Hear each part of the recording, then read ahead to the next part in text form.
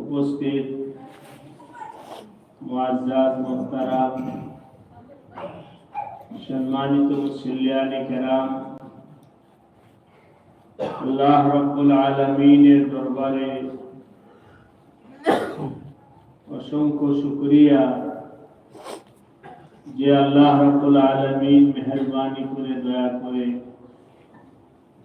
আমাদেরকে এশার নামাজ আদায় করার পর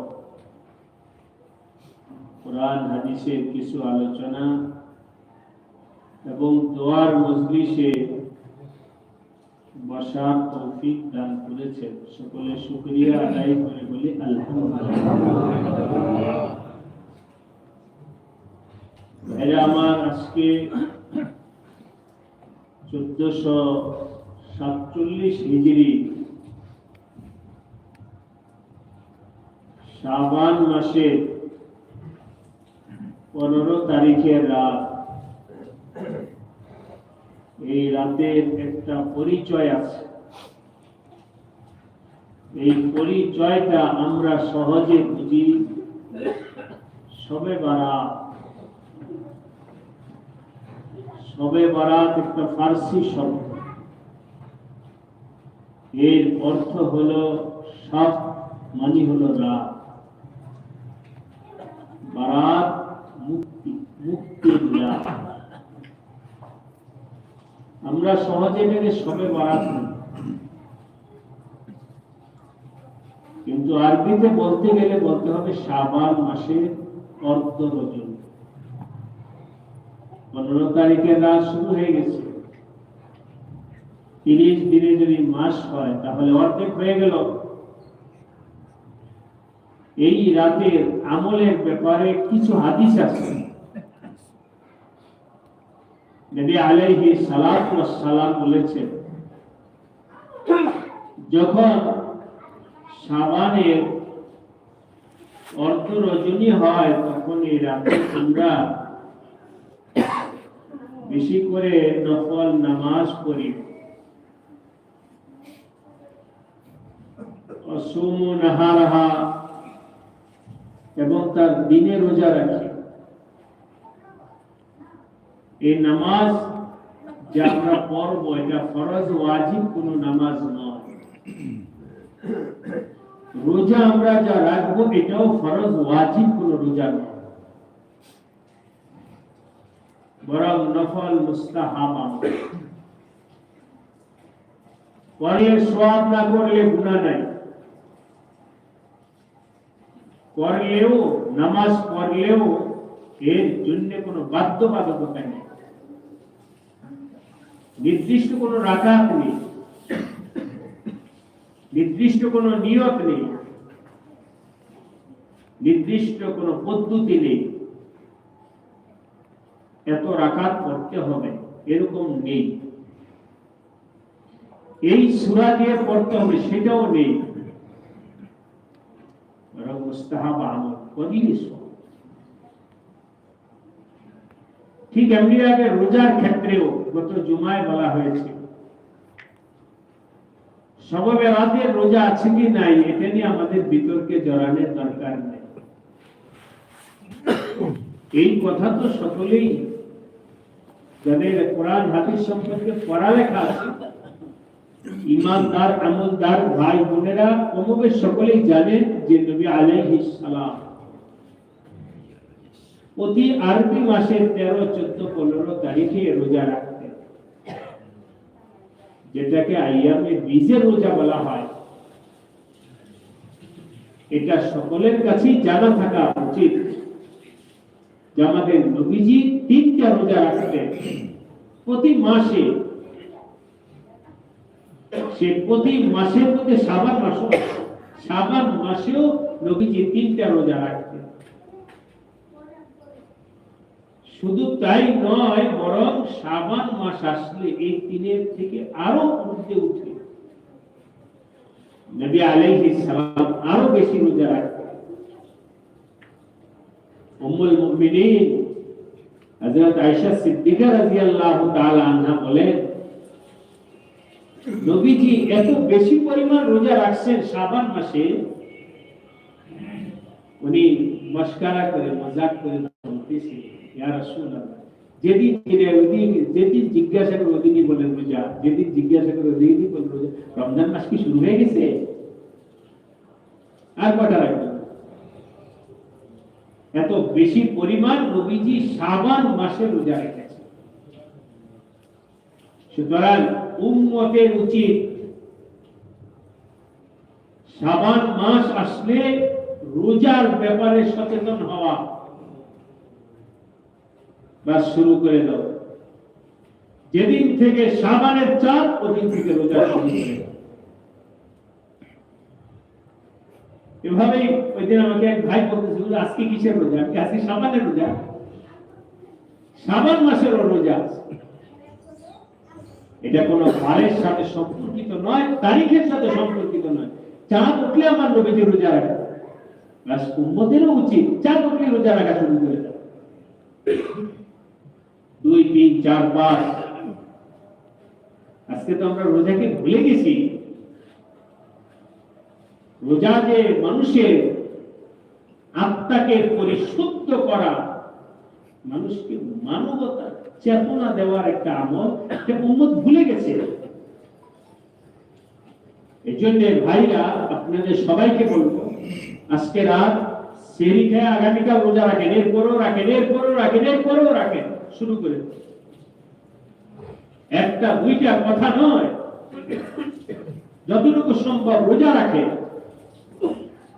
বৃহস্পতিবার রাখেন, সোমবার রাখেন, এছাড়াও যখনই সুযোগ হয় রোজা রাখার চেষ্টা করেন। আল্লাহ পাক আমাদেরকে রমজান রোজার মাস, ওই মাসের তৈয়ারি রোজা দ্বারাই করা শুরু করে। কিসের রোজা? বলে রমজানের প্রস্তুতির জন্য। রমজানের প্রস্তুতির জন্য রোজা রাখতেছে। আল্লাহ পাক আমাদের সবাইকে সহি তরিকায় আমল করার তৌফিক দান। আমিন। দ্বিতীয় বিষয় হলো, আল্লাহ পাক কোরআনে কারীমে আম ভাবে বলেছে, হে ইমানদার, তোমরা আমার কাছে সাহায্য চাও, খুব বেশি বেশি সাহায্য চাও। আল্লাহ পাক চাওয়াকে পছন্দ করে। আজীব ব্যাপার, দুনিয়ার মানুষ চাইলে নারাজ হয়। একজন ভিক্ষুক যদি আজকে আপনার কাছে চায়, আজকে আপনি যদি আগামীকাল আবার আসলে দিবেন, এরপর আসলে তোমার অভ্যাস খারাপ হয়ে গেছে, প্রত্যেক দিনই চাও, রাগ করবে। দুনিয়ার মানুষ চাইলে রাগ করে, আল্লাহ রাব্বুল আলামিন চাইলে খুশি। যত চাইবেন তত আল্লাহ পাক খুশি। শুধু খুশি হন তা নয়, বরং বলে দেন বান্দা আমার কাছে চাও। ইয়া আইয়ুহাল্লাযীনা আমানু, ঈমানদারগণ, ইস্তাঈনু, সাহায্য চাও, সাহায্য চাও, সাহায্য চাও। ছোট থেকে ছোট, বড় থেকে বড় সাহায্য আমার কাছে চাও। নবী আলাইহিস সালাম সাহাবাদেরকে তরবিয়ত দিয়েছে, চাওয়া শিখিয়েছে, আল্লাহর কাছে চাও। সব ক্ষেত্রে আল্লাহমুখী হও, আল্লাহর কাছে চাও। তোমার অনেক বড় কোনো পাওনা যদি হয়, সেটাও আল্লাহর কাছে চাও। ছোট কোনো সমস্যা করলে সেটাও আল্লাহর কাছে চাও। আল্লাহ থেকে চাওয়া শিখো। আজকে উম্মত কোন পেরেশানি আসলে অমুকের কাছে বলে, তমুকের কাছে বলে, আর শারীরিক ভাবে অসুস্থ হইলে দৌড়ায় ডাক্তারের কাছে যাও। আমি এভাবে ওই দিন আমাদের বললাম, আরে ভাই, তুমি ডাক্তারের কাছে যাও, নিষেধ নাই, কিন্তু আমার আল্লাহর কাছে বলে যাও যে আল্লাহ, আমি অসুস্থ হয়েছে, আমাকে সুস্থ করে দেয়। 100% ইয়াকিন পয়দা করেন, আপনি যত বড় ডাক্তারের কাছে যান, আল্লাহ যদি ফয়সালা করে তোমাকে ভালো করবে না, হবে না। আল্লাহ পাকের কাছে বলে আপনি ডাক্তারের কাছে যান, আল্লাহ পাক ডাক্তারকে সঠিক প্রেসক্রিপশন লিখতে আল্লাহ তৌফিক দেন। আমিন। সঠিকটা লিখতে। অনেক বড় ডাক্তার ভুল প্রেসক্রিপশন করছে, কেন? আল্লাহ পাক এখানে আল্লাহ কোনো কুদরতের মুআমালা আছে। যদি তুমি ভুল করেন, আজকে ভুলে লেখছে বাস নবীরা মারা গেছে, আল্লাহ পাকের ফয়সালা ছিল। আর ডাক্তার যে ঔষধ দিছে, ঔষধের মধ্যে তাসির ওই সময় আসবে যখন আমার আল্লাহ ফয়সালা, তখন ঔষধ কাজ করে। এই জন্য আল্লাহ পাক বলে তোমরা সব ক্ষেত্রে আমার সাহায্য চাও, পারিবারিক হোক, শারীরিক হোক, যে কোনো ব্যাপার হোক, আল্লাহ পাকের কাছে সাহায্য। আল্লাহ আমাদের সবাইকে আল্লাহর কাছে চাওয়ার তৌফিক দান। এটা পরিপূরক হিসেবে বলবো, আল্লাহ নিজে বলেছেন ওয়ালা নাবলুওয়ান্নাকুম বিশাইইন মিনাল খাউফি ওয়াল জু'i ওয়া নাকসিম মিনাল আমওয়ালি ওয়াল আনফুসি ওয়াস সামারাত। শুনে নাও, এই দুনিয়া একটা নিজামে আমি চালাবো। এই দুনিয়া আল্লাহ পাক একটা নিজামে চালাবে, একটা নিয়মে চালাবে। সেই নিজামের মধ্যে দিন আছে, সেই নিজামের মধ্যে রাত আছে, সেই নিজামের মধ্যে শীত আছে, সেই নিজামের মধ্যে গরম আছে, সেই নিজামের মধ্যে সুস্থতা আছে, সেই নিজামের মধ্যে অসুস্থতা আছে। কখনো তুমি অসুস্থ হইবা, কখনো তুমি সুস্থ, কখনো তুমি কাঁদবে, কখনো তুমি হাসবে, কখনো তুমি না খায় থাকবে, কখনো তুমি খায়া থাকবে। সবকিছু আল্লাহ পাকের নিজাম। নবী আলাইহিস সালামকে আল্লাহ পাক প্রস্তাব দিয়েছেন, আপনি যদি রাজি হন তাহলে উহুদ পাহাড়টা স্বর্ণে করে দেব, বাস এখান থেকে স্বর্ণ বিক্রি করে আপনি চলবেন, কোনো সমস্যা নাই। নবীজি বললেন, না ইয়া আল্লাহ, আমি এটা চাই না। অঢেল সম্পত্তির মালিক, আর আমি বিলাসিতা আরামের জীবন কাটাই চাই। আমি চাই একদিন তোমার নিয়ামত আমি ব্যবহার করবো, তোমার শুকরিয়া দেব, আরেকদিন আমি না খায়া থাকবো, আর তোমার সবর করে আমি সবরের সব, এটাই আমি আমার জন্য পছন্দ। সুতরাং শুনেছি আমাদের মধ্যে যখন পড়া অবস্থায় আমাদের ওস্তাদদের থেকে আমরা শুনছি, দেখছি, যারা আল্লাহ দ্বীন শিখছেন, যাদের অন্তরে আল্লাহ কোরআন ছিল, ওনাদের জীবনটা দেখতে হয়। আলহামদুলিল্লাহ, দেওবন্দে পড়া অবস্থায় দেখছি আমার আসাতে যায় কেরামদের এভাবে আগেও বলেছি, এখন আপনাদেরকে স্মরণে। হঠাৎ একজন উস্তাদ আমাদের পড়ালেখার সময় ক্লাসে আসে, একদিন দুই দিন, তৃতীয় দিন হুজুরের বাসায় গেল খবর দেওয়ার জন্য, কেন ক্লাসে আসতেছে, শুনলাম অসুস্থ। যাওয়ার পরে বাসায় গেলাম, বিলটি দিলাম, দরজা খুলে যাজরা ক্লাসে যেতেছি, কি অসুস্থ, রোগ এই সে, বললাম ইনশাআল্লাহ ভালো করে দেব। मेरे भाई बहुत दिन से परेशान था, অনেক দিন যাবত পরেশান ছিলাম, দুশ্চিন্তায় ছিলাম যে আল্লাহ কি আমার উপরে নারাজ হয়ে গেলেন কিনা। রোগ ব্যাধি হয় না, অনেক দিন হয়েছে, রোগ ব্যাধি এটাও আল্লাহ, রোগ এটা আল্লাহ। আজকে যা মনে হয় না যে আল্লাহ নারাজ হয়েছে, রোগ হওয়াটা বুঝলাম যে মনে হচ্ছে যে আল্লাহ নারাজ না।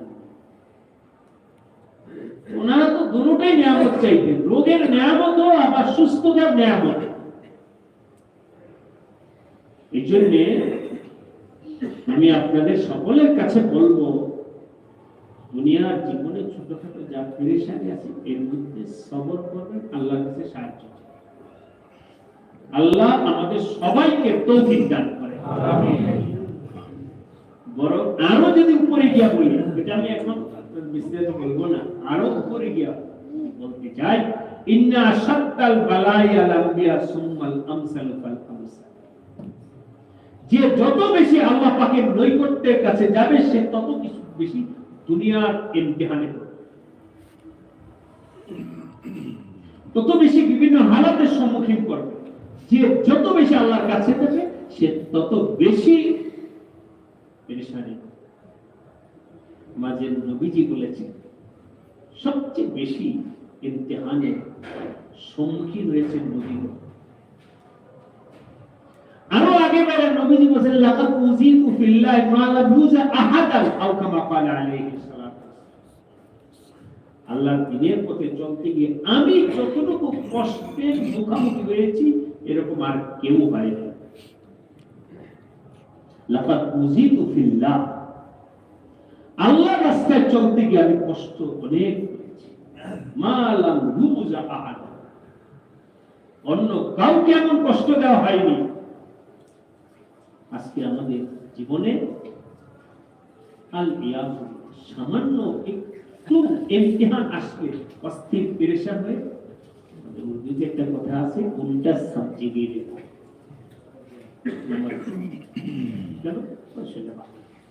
সেটা ভালো না, তোমার তো আরো বেশি ভয় হওয়ার দরকার। এই ভালো না হওয়া অবস্থায় যদি আমি দুনিয়া থেকে চলে যাই তাহলে কি অবস্থা হবে? আমার তো আরো বেশি কাটাকাটা করার দরকার। পেরেশানি আসছে তো আরো বেশি বেশি আল্লাহমুখী হও। আজকে 19 বিষয়ে আমরা মুসলিম নামাজ ছেড়ে, 19 বিষয়ে আমল ছেড়ে, 19 উল্টা আমাদের জিন্দেগি চলছে। যত সমস্যা হবে তত ইনাবাত ইল্লাল্লাহ পারবে। এটা হলো আল্লাহ ওয়ালাদের সিফাত, এটা আল্লাহর প্রিয় বান্দাদের সিফাত।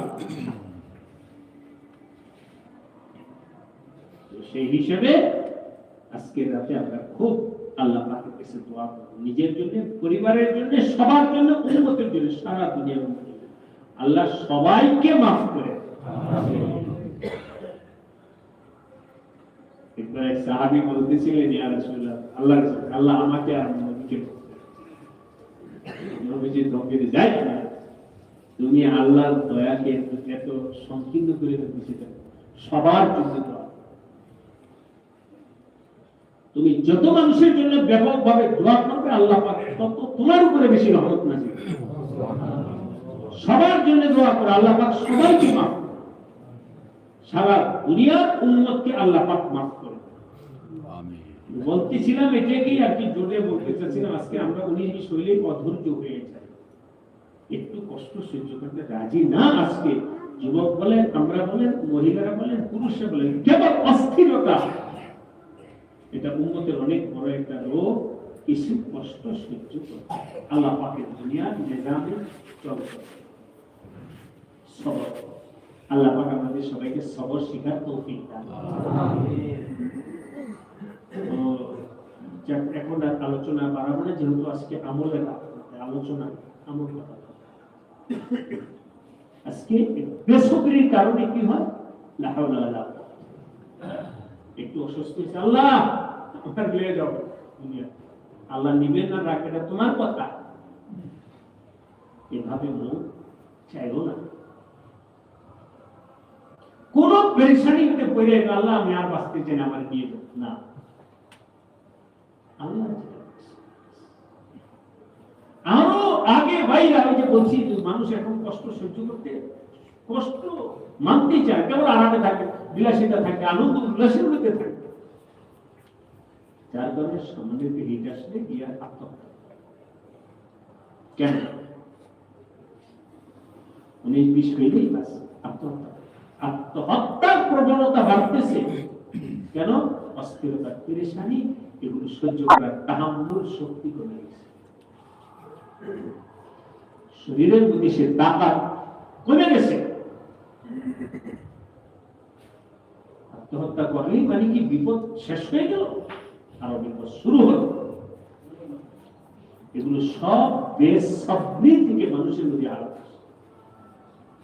ইসলামের শিক্ষা হলো কোন অবস্থায় আসলে আল্লাহ তুমি ভালো করে দাও, আল্লাহ তুমি সমস্যার সমাধান, আল্লাহ চাও, ইনশাআল্লাহ শান্তি পেয়ে যাবে, মনের শান্তি পেয়ে যাবে। এই রাতে যাদের রিজিকের তঙ্গি আছে তারা আল্লাহর কাছে রিজিক চাও, যাদের রোগ ব্যাধি আছে তারা আল্লাহ পাকের কাছে সুস্থতা কামনা করো, যারা আরো বিভিন্ন বালা মুসিবতে আছে বালা মুসিবত থেকে আল্লাহ পাকের কাছে সাহায্য চাও। আল্লাহ আমাদের সবাইকে এই রাত ইবাদতের মাধ্যমে কাটানোর তৌফিক দান করেন। যতটুকু সম্ভব হয় আপনি নামাজ পড়ুন, যতটুকু সম্ভব হয় আপনি দোয়া ইস্তেগফার করুন, যতটুকু সম্ভব হয় আপনি কান্নাকাটা করুন, ঘরে বাচ্চাদেরকে নিয়েও দোয়া করুন।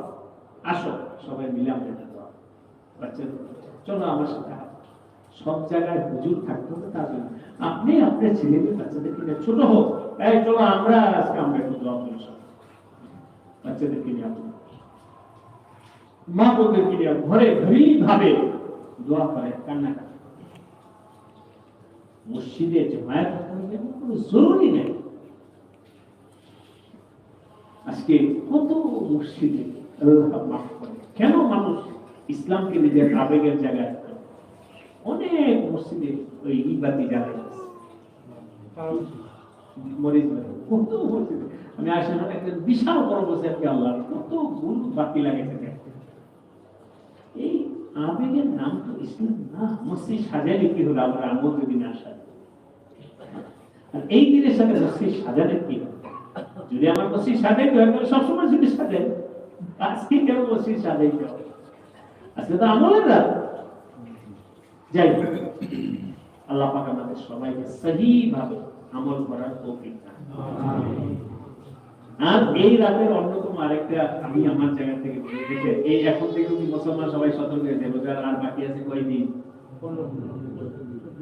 14 অথবা এই যে সবার ঘরে ঘন্টা বেজে গেল, রে রমজান আসে আর 15 দিন বাকি আছে, মুসলমান সব এলাকা হয়ে গেল এই রাতে। এই জন্য সব ব্যবস্থাপনার সাথে সাথে আমি আপনাদের কাছে একটা অনুরোধ রাখছি।